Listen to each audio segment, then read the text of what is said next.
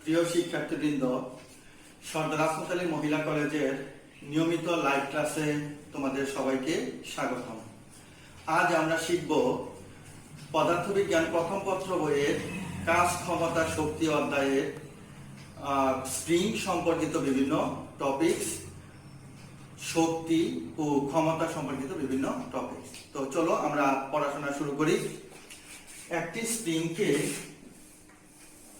দৃঢ় অবলম্বনের সাথে আটকিয়ে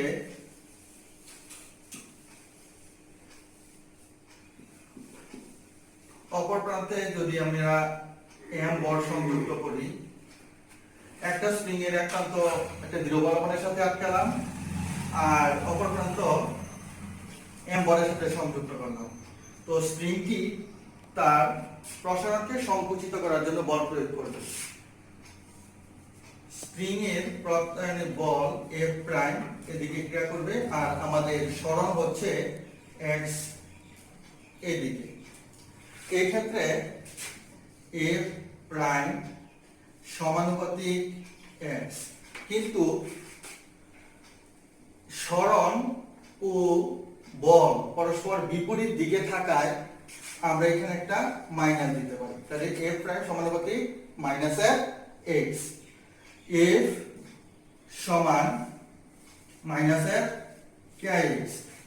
এখানে কে সমানুপাতিক ধ্রুবক, ইহাকে স্প্রিং ধ্রুবকও বলা হয়। তো এবার যদি আমি এই এম বলের বস্তুটাকে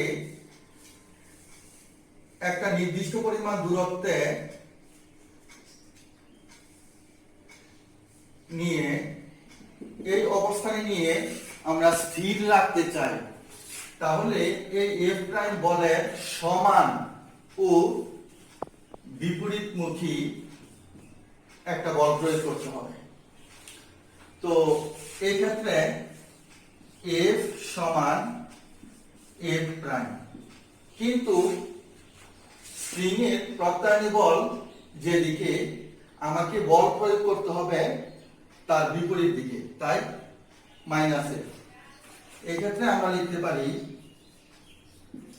F equal minus F, F এর পরিবর্তে মাইনাস এফ কে এক্স, তো K X. F equal minus minus plus K X, তো আমরা পেলাম এফ ইকুয়াল কে এক্স। এখান থেকে আমরা কি পাই, যদি কে এক্স এখানে লিখি সমান এফ, বা K equal F by x, এই স্প্রিং ধ্রুবক কে এর একক যদি আমরা নির্ণয় করি, তাহলে এর একক, তাহলে এফ এর একক নিউটন, স্প্রিং এর প্রসারণ এক্স, এর একক হলো মিটার। তাহলে আমরা পাচ্ছি নিউটন পার মিটার, অর্থাৎ স্প্রিং ধ্রুবক কে এর একক, স্প্রিং ধ্রুবক কে এর একক নিউটন পার মিটার। এ পর্যন্ত আমরা পাচ্ছি।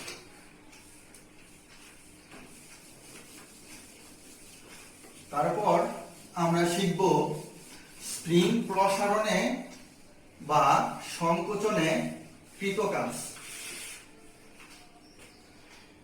এই বস্তুটা যে অবস্থানে আছে, এই অবস্থানকে যদি আমরা জিরো ধরি, জিরো অবস্থান, আর এই অবস্থানকে যদি আমরা এক্স অবস্থান ধরি, তাহলে আমরা কি পাই? আমরা জানি কাজ সমান বল ইনটু সরণ। তো আমরা একটা ক্ষুদ্র সরণ বিবেচনা করি dx, তো ক্ষুদ্র সরণকে যদি আমরা ইন্টিগ্রেশন করি, তাহলে আমরা পুরো সরণটা পাই। সেই ক্ষেত্রে কৃত কাজ, ক্ষুদ্র সরণের জন্য কৃত কাজ ক্ষুদ্র হবে, তাহলে dw সমান বল ইনটু সরণ। সরণটা হয়েছে 0 থেকে x পর্যন্ত, তাহলে তার সীমা হবে 0 থেকে x। তো উভয় ক্ষেত্রে আমরা ইন্টিগ্রেশন করে ইন্টিগ্রেশন dw সমান হলো ডাব্লিউ সমান F integration 0 to x F সমান কে এক্স। আমরা একটু আগে মাত্র শিখছি এফ ইকুয়াল কে এক্স, এখানে হবে ডিএক্স। কে হলো স্প্রিং ধ্রুবক, তাই এই ধ্রুবকটা ইন্টিগ্রেশন চিহ্নের বাইরে চলে আসবে। সেই ক্ষেত্রে W equal K integration 0 to X X DX. ইন্টিগ্রেশনের একটা সূত্র তোমরা গণিতে শিখছ, integration x to the power n dx সমান x to the power n plus 1 by n plus 1। এই ইন্টিগ্রেশনের সূত্রটা তোমরা গণিতে শিখছ। তো এখান থেকে আমরা পাই w equal k integration x dx। এই ক্ষেত্রে পাচ্ছি আমরা x to the power 1 plus 1 by 1 plus 1 সীমা 0 থেকে x, অর্থাৎ এখানে x এর পাওয়ার হলো 1, তাই আমরা n এর পরিবর্তে লিখব 1 প্লাস 1 1 প্লাস 1, নিচে n এর পরিবর্তে 1 প্লাস 1। তো আমরা w ইকুয়াল পাচ্ছি k x square by 2 0 to x। এই 2টা যদি বাইরে নিয়ে আসি তাহলে w equal k by 2 x square 0 to x। এখান থেকে আমরা কি লিখতে পারি?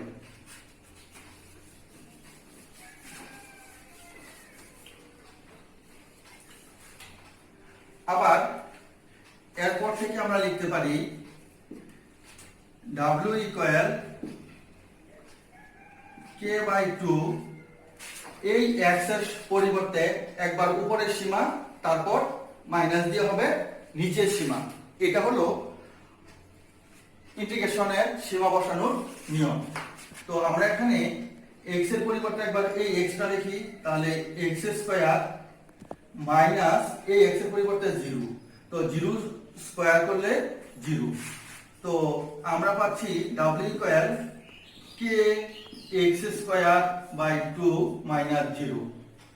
এই ক্ষেত্রে আমরা লিখতে পারি w equal half k x square, অর্থাৎ স্প্রিং প্রসারণে কৃত কাজ হাফ k x স্কয়ার।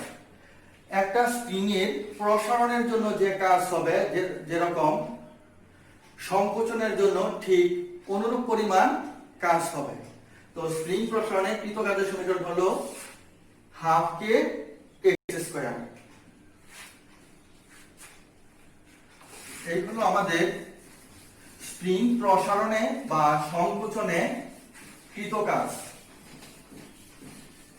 এখন আমরা শিখব এই স্প্রিং গুলোকে যদি আমরা শ্রেণী সমবায়ে সংযুক্ত করি বা সমান্তরাল সমবায়ে সংযুক্ত করি তাহলে তুল্য স্প্রিং ধ্রুবক আমরা কিভাবে নির্ণয় করব। আমরা কতগুলো স্প্রিংকে যদি এভাবে সংযুক্ত করি, এই একটা বস্তু, এই একটা বস্তু, এই বস্তুগুলোর মধ্যে যদি আমরা স্প্রিং গুলাকে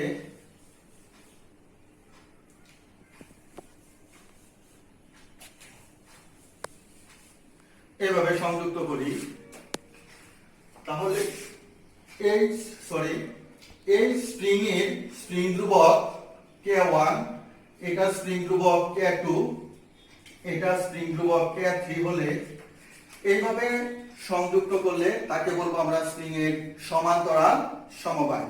তাহলে সমান্তরাল সমবায় বলতে আমরা কি বুঝি? কতগুলো স্প্রিংকে যদি আমরা এমন ভাবে সংযুক্ত করি যে স্প্রিংগুলোর প্রথম প্রান্তগুলো একটা বস্তুতে, অপর প্রান্তগুলো অন্য একটা বস্তুতে সংযুক্ত করা হয়, তবে তাকে স্প্রিং এর সমান্তরাল সমবায় বলে।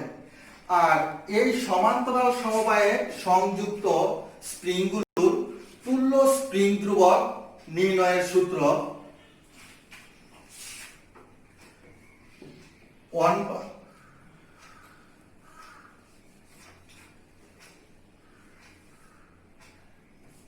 KS equal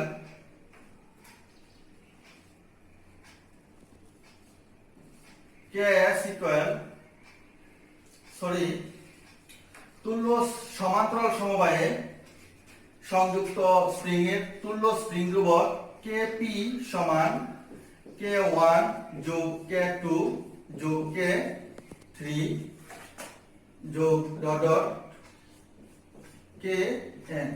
যতগুলো স্প্রিং সংযুক্ত থাকবে ওই পরিমাণ সংখ্যা এখানে লিখতে হবে।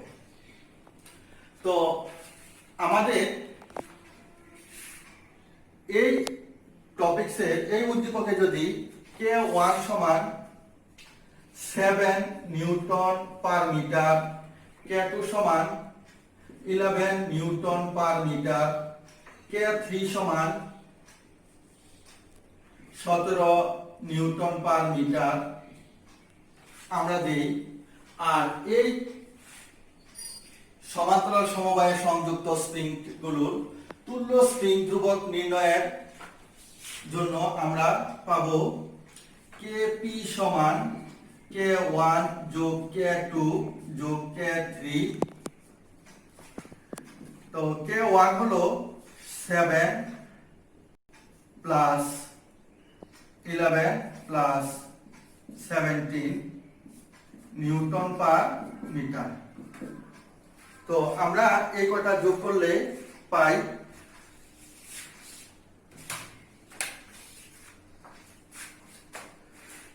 7 যোগ 11 যোগ 17 35।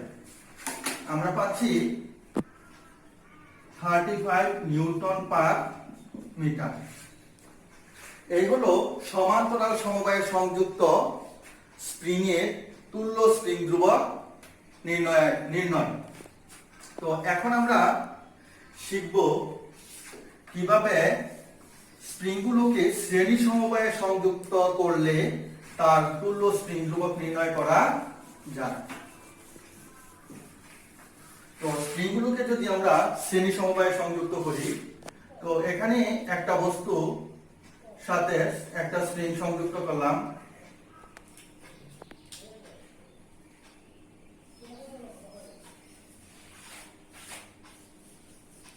আরেকটা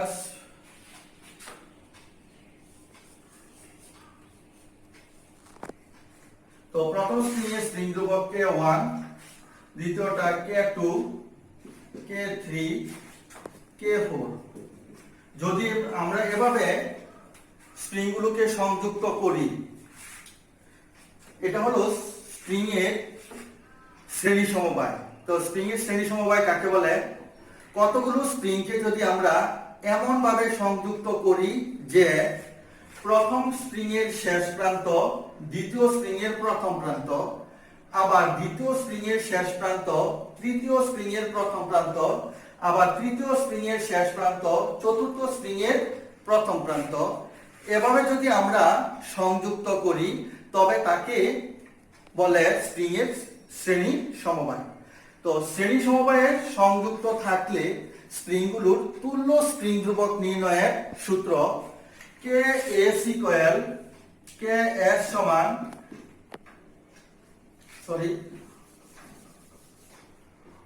1/KS সমান 1/K1 যোগ 1/K2 যোগ 1/K3 যোগ 1/K4 যোগ 1/Kn। অর্থাৎ যে কটা স্প্রিং পাশাপাশি সংযুক্ত থাকবে ওই কয় সংখ্যক এখানে লিখতে হবে। সেই ক্ষেত্রে যদি আমরা এই টপিকটাকে এভাবে লিখি 3 newton per metre, 7 newton per metre,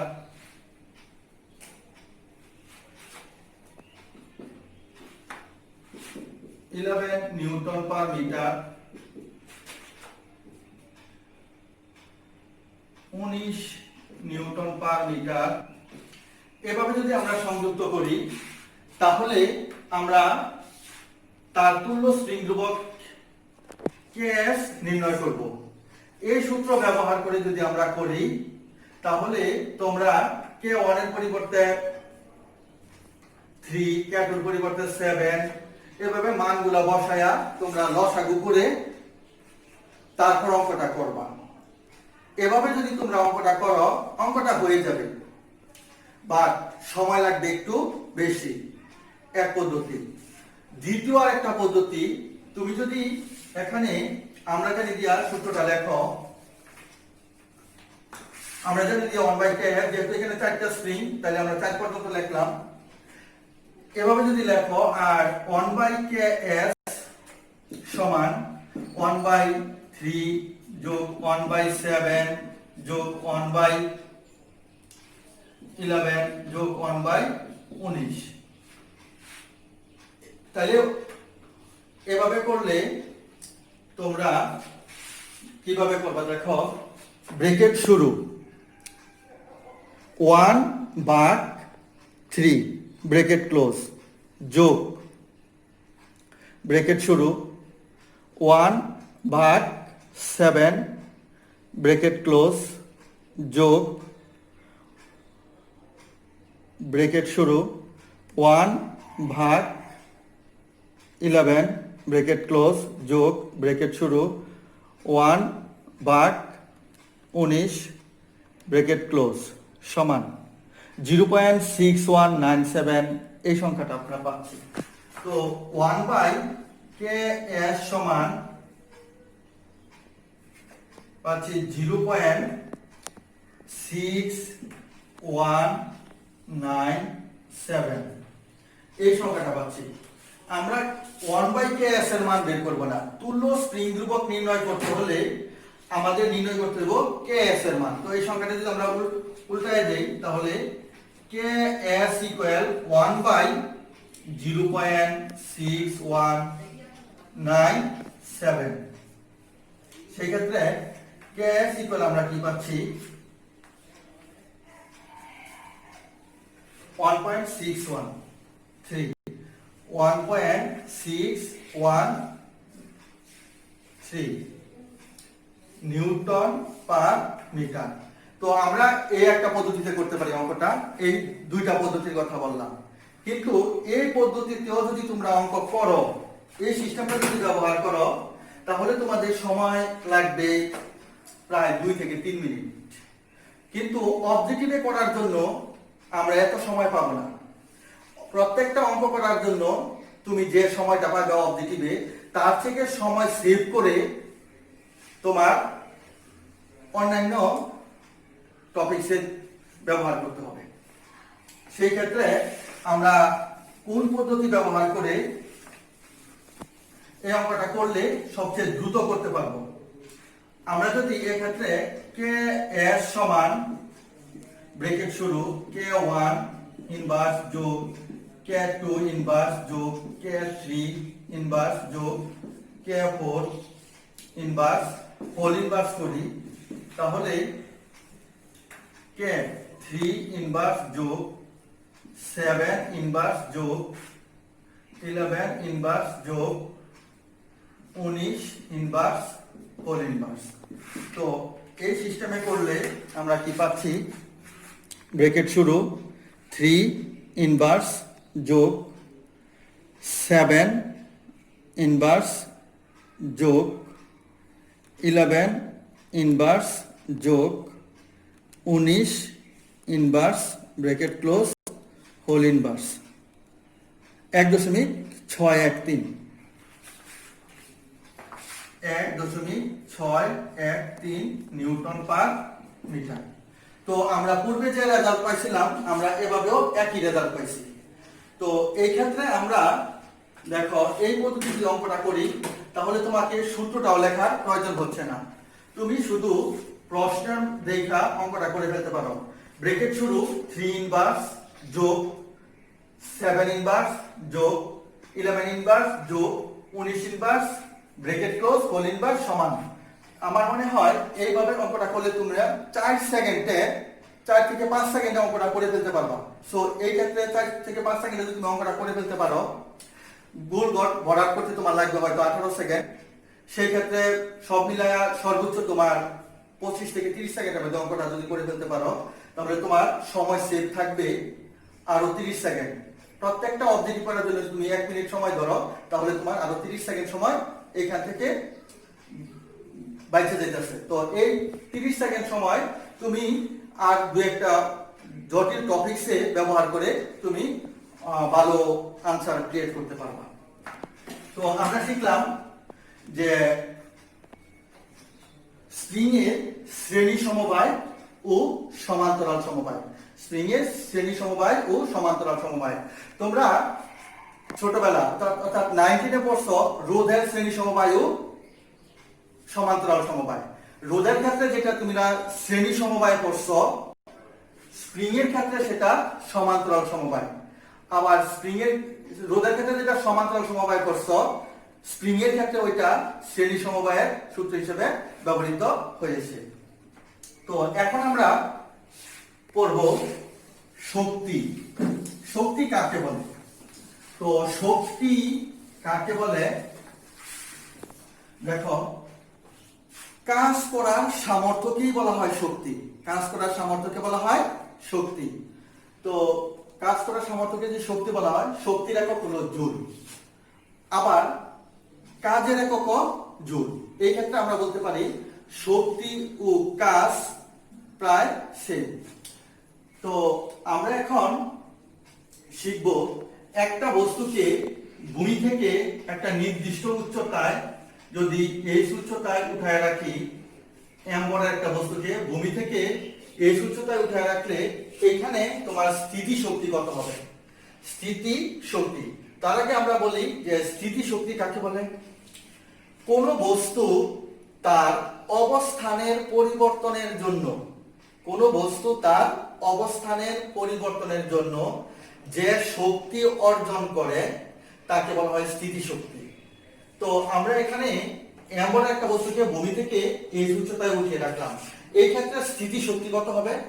স্থিতি শক্তিকে ইপি দ্বারা প্রকাশ করা হয়। স্থিতি শক্তিকে ইপি দ্বারা প্রকাশ করা হয়, কারণ স্থিতি শক্তি ইংরেজি হলো পটেনশিয়াল এনার্জি। পটেনশিয়াল এনার্জি, তাই ইপি দ্বারা প্রকাশ করলাম। ইপি সমান এম জি এইচ, যেখানে এমটা হলো ভর, জি অভিকর্ষজ ত্বরণ, এইচ হলো উচ্চতা, এইচ হলো উচ্চতা। সেক্ষেত্রে আমরা এইচ ইকুয়াল যদি 50 মিটার দেই বা 5 মিটার দেই, এম ইকুয়াল দেই 2 কেজি, এম ইকুয়াল 2 কেজি, তাহলে 2 কেজি বলের বস্তুটাকে ভূমি থেকে 5 মিটার উচ্চতায় উঠিয়ে রাখলে তার স্থিতি শক্তি কত হবে? তো আমরা লিখতে পারি স্থিতি শক্তি ইপি সমান mgh। তো ইপি ইকুয়াল m2, অভিকর্ষজ ত্বরণ আমাদের জানা আছে 9.8, h হলো 5। তো এখানে আমরা কি পাচ্ছি? 2 ইনটু 9.8 ইনটু 5 সমান 98, 98 জুল, 98 জুল। তো স্থিতি শক্তি আমরা পাইলাম 98 জুল এই ক্ষেত্রে। তো আবার একটা বস্তুকে, এমন একটা বস্তুকে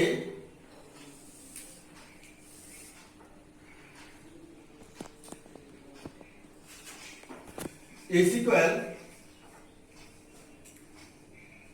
7 metre, M equal 3 kg. 3 kg বলের একটা বস্তুকে যদি আমি 7 মিটার উপর থেকে ছেড়ে দিই, তাহলে ভূমি স্পর্শ করার পূর্ব মুহূর্তে তার গতি শক্তি কত? এটা নির্ণয় করার পূর্বে আমরা গতি শক্তি কাকে বলে এটা শিখে নিই। কোন বস্তু তার গতির জন্য যে শক্তি অর্জন করে তাকে বলা হয় গতি শক্তি। গতি শক্তি ইংরেজি হলো কাইনেটিক এনার্জি। গতিশক্তি ইংরেজি হলো কাইনেটিক এনার্জি। তাই আমরা গতিশক্তিকে কে ই দ্বারা প্রকাশ করতে পারি। তো কে ই বা ই কে দ্বারাও প্রকাশ করতে পারি। তো ই কে সমান আমরা জানি হাফ এম ভি স্কয়ার। গতিশক্তি ই কে সমান হাফ এম ভি স্কয়ার, যেখানে ই কে টা kinetic energy, M mass for ভর, ভি হলো বেগ। অর্থাৎ এই বস্তুটাকে 7 মিটার উচ্চতা থেকে ছেড়ে দিলে ভূমি স্পর্শ করার পূর্ব মুহূর্তে যে বেগ অর্জন হবে ওই বেগটাই হলো ভি। আমরা এই সূত্রটা ব্যবহার না করে অন্য একটা সূত্র ব্যবহার করেও অঙ্কটা করতে পারি।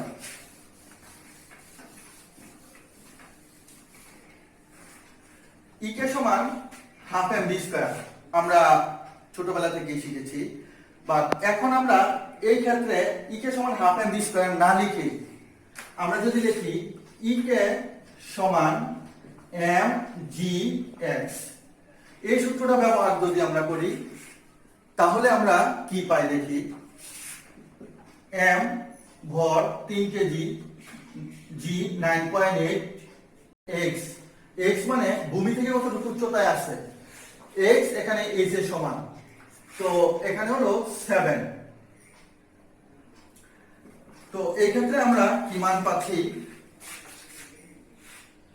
3 ইন্টু 9.8 ইন্টু 7, 3 ইন্টু 9.8 ইন্টু 7 আমরা পাচ্ছি 205.8 জুল।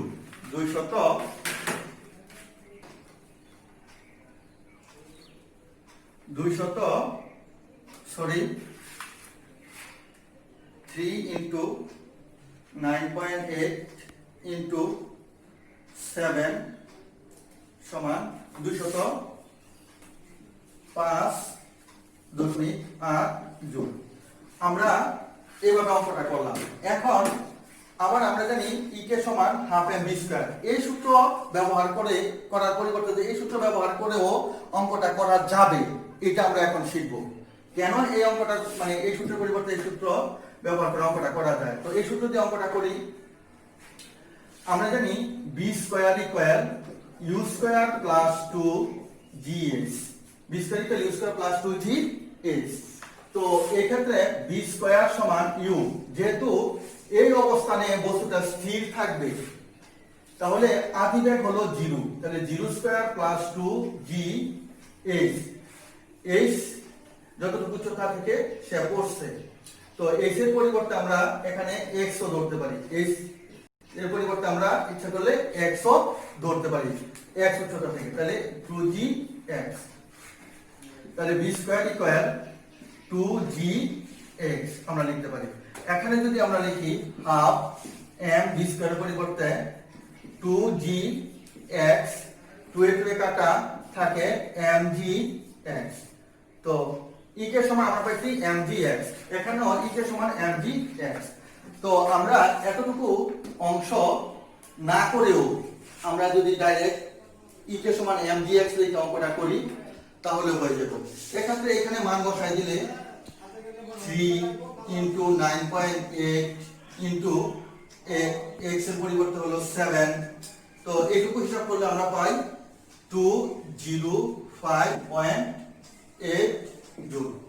তো আমরা 205.8 জুল। তো আমরা এই দুই ভাবে অঙ্কটা করলাম। দুই ভাবে আমরা দেখতে পাচ্ছি যে একই পরিমাণ আমরা শক্তি পাইছি, গতি শক্তি আমরা একই পরিমাণ পাইছি।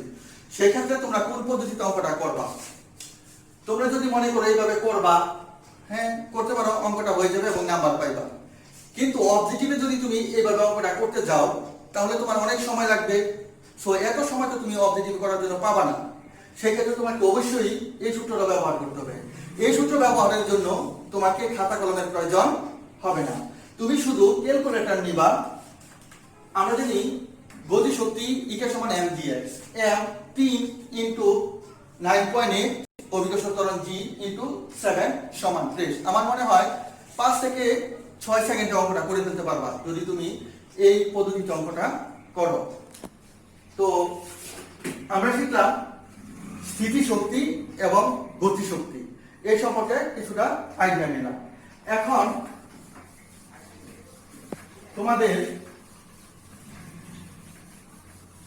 যদি এমন আসে যে একটা নির্দিষ্ট উচ্চতা থেকে 5 কেজি ভরের একটা বস্তুকে ফেলে দেওয়া হলো, একটা নির্দিষ্ট উচ্চতা থেকে 5 কেজি ভরের, ধরো 90 মিটার উচ্চতা থেকে 5 কেজি ভরের একটা বস্তুকে ফেলে দেওয়া হলো, কোথায় তার স্থিতিশক্তি গতিশক্তি 2 গুণ হবে, 5 গুণ হবে, 7 গুণ হবে, এরকম। অথবা যদি এরকম কোশ্চেন আসে একটা বস্তুকে নির্দিষ্ট উচ্চতা থেকে ফেলে দেওয়া হলো, কোথায় তার গতিশক্তি স্থিতিশক্তির 4 গুণ হবে অথবা 5 গুণ হবে, তাহলে তোমরা কিভাবে অঙ্কটা করবা? এই অঙ্কগুলা আমার ইউটিউব চ্যানেলে স্পষ্টভাবে দেওয়া আছে। তোমরা যদি ইউটিউব চ্যানেল থেকে এই প্রশ্নের উত্তরগুলা দেখে নাও তাহলে অল্প সময়ে তুমি এগুলি সলিউশন করে ফেলতে পারবা। ওকে, তাহলে আজ এ পর্যন্তই। দেখা হবে আমাদের পরবর্তী ক্লাসে, আগামী লাইভ ক্লাস রবিবার সকাল 11টায়। সেই পর্যন্ত সবাই ভালো থাকো, সুস্থ থাকো, এই কামনায় খোদা হাফেজ।